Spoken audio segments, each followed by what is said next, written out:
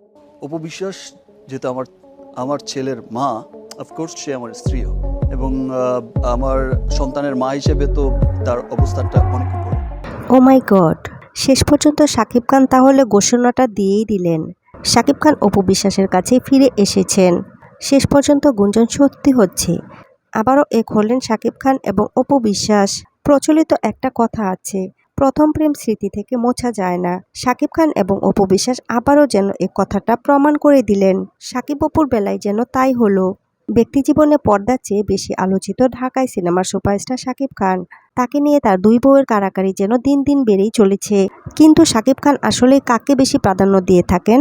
এ খেলায় কেই বা জিতলেন, অপু বিশ্বাস নাকি শবনম বুবলী? অপু বিশ্বাস যেহেতু আমার ছেলের মা, অফকোর্স সে আমার স্ত্রীও, এবং আমার সন্তানের মা হিসেবে তো তার অবস্থানটা অনেক উপরে।